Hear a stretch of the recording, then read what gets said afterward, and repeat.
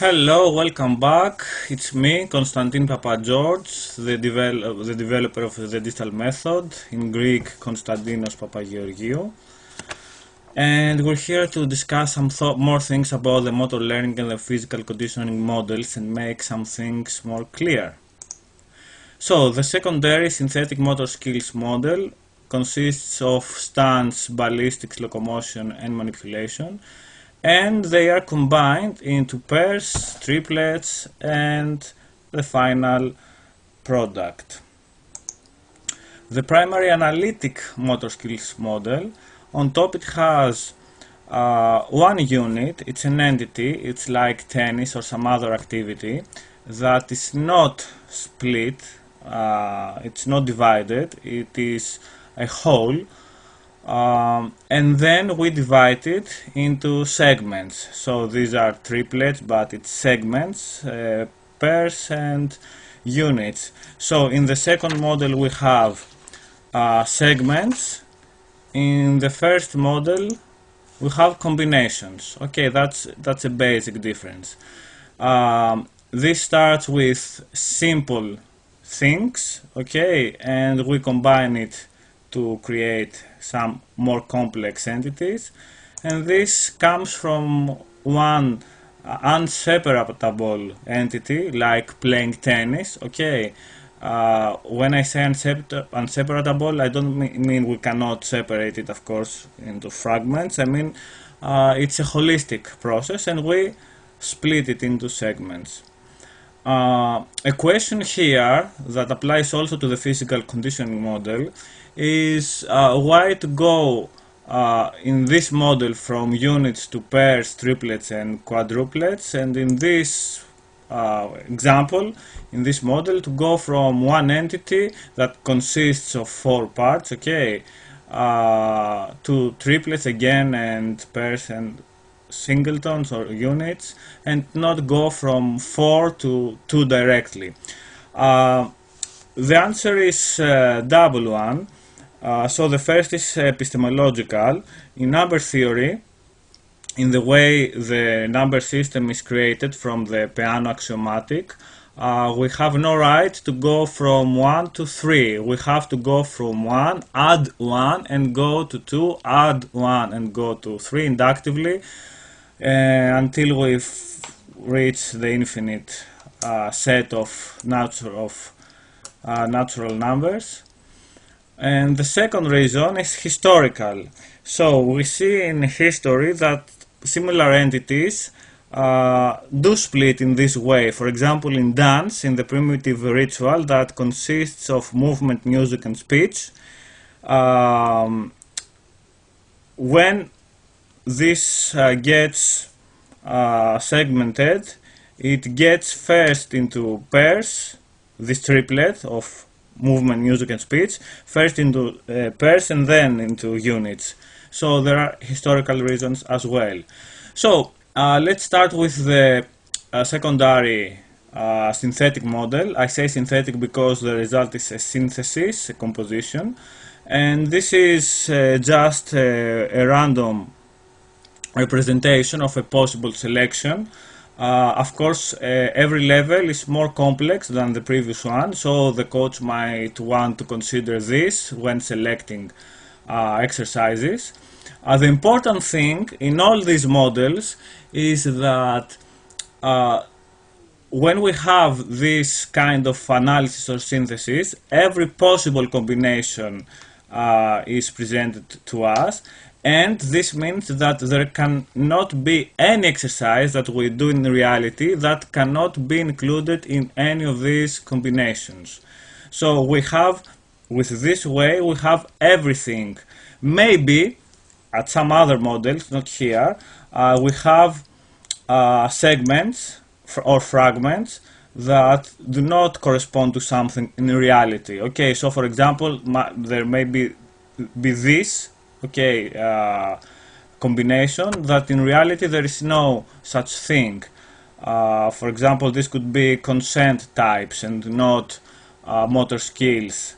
But regardless, here everything is corresponding to something in reality, or everything we can do in reality has to be here. If we can't think of an exercise that cannot fall under any one of these categories, okay, then this is wrong. So if we say that all the motor skills are made up from stance, ballistics, locomotion, manipulation, then we have forgotten something. But we have gone through the literature. These are the 4 components of the motor skill. So if we put these 4, every possible combination should produce any conceivable exercise. So we made the selection and just some examples. Any other selection would be okay, but let's see this selection here. So stance. This is just me standing on my hands, so just a handstand, okay, nothing more. Stance and locomotion. So we have from gymnastics a cartwheel, a movement that combines the motor skills of stance and locomotion. Here we have an exercise that combines stance, ballistics and manipulation. You should think yourself, that's a note, as a co-creator of knowledge. So I know that the best way to do a model is the one I've shown you, the analytic method. But that doesn't mean that my own approach and my own examples are perfect. Okay, of course these are just representative examples that I have thought of. Maybe you can think of even better examples. Okay, I just give you the system and the rationale. So this is the full Monty. Okay, one exercise that combines everything and is as complex as tennis itself, for example. So it has stance, ballistics, manipulation and locomotion. That's my idea, at least, of such an exercise. And we go to the primary analytic motor skills model. And now we have one entity that is separated into segments. First 3 segments, 2 segments and 1 segment. Again, the first entity could be just playing tennis, or it could be this exercise taken as a start, okay, and not as a final synthesis. As I've said on the court previously, the reality doesn't dictate how to do models. We do models and then we decide how to treat reality, okay? So this could be taken as the final result of synthesis or the first step in analysis. That's up to us completely.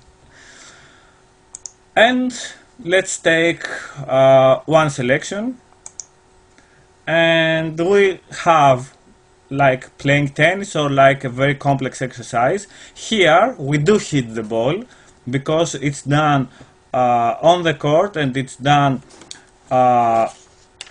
from adapted tennis elements to improve motor skills. So this is not like synthesis and structure that we will see in the next chapter. This is now, for the time being, ways to train here our motor skills, and in the later photographs, ways to develop our physical conditioning. So here we use tennis, okay, adapted tennis elements to improve our motor skills, and then indirectly improve tennis. Okay, not directly, indirectly.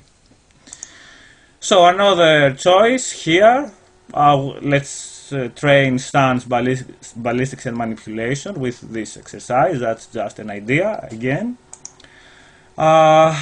If we have one more segment which has stance and locomotion, maybe the end result could be this. The eyes are closed in this one exercise, and the thing is that I want also to predict, okay, to anticipate where the cone is. So I see it, I close my eyes, and then I do the exercise and try to find the cone with my racket, okay. And stance. So here what I do is that I'm starting a transition point that are very important points.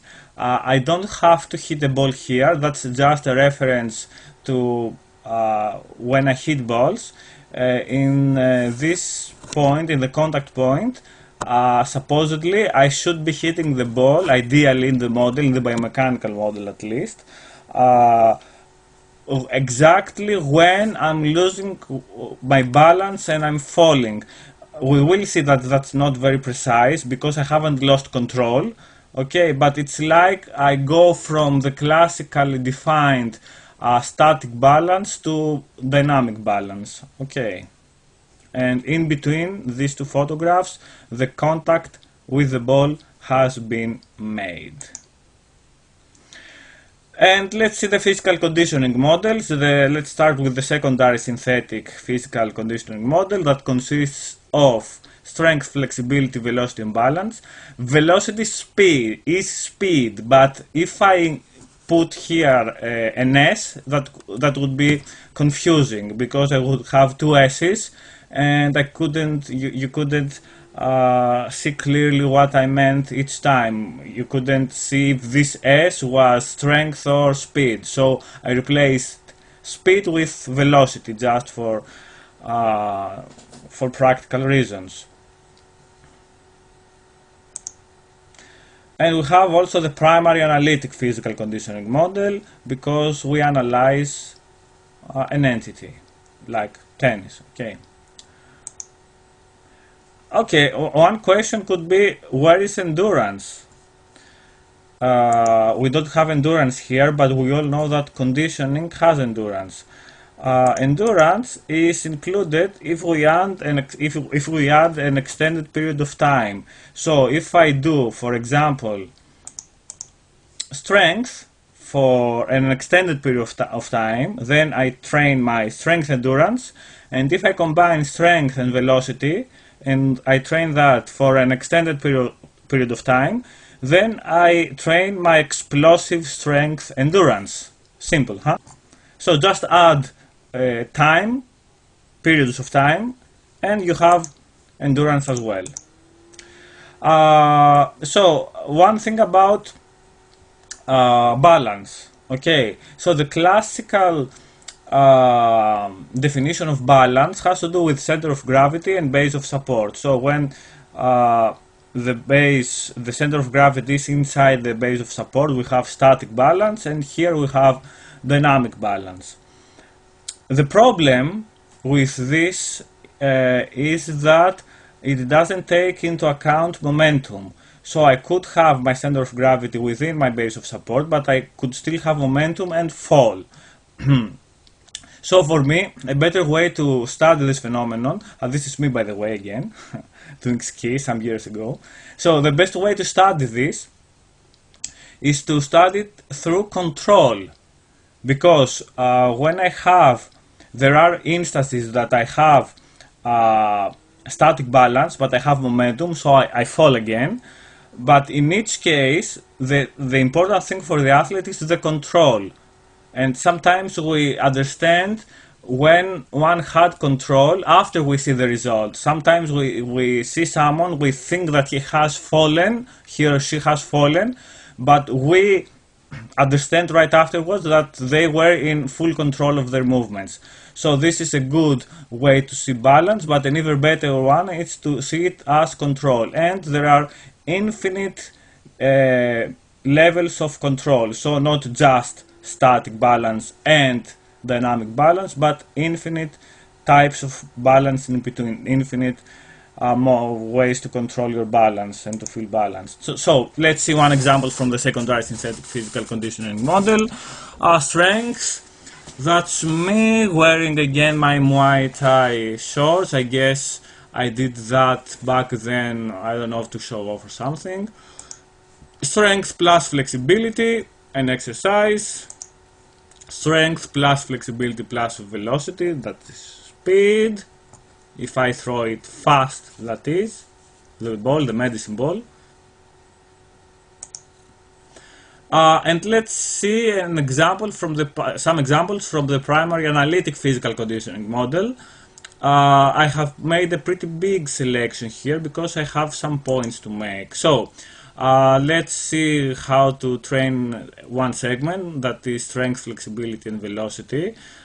supposedly the full the entity here again could be just playing tennis. Okay, so here I do projections and I change sides fast.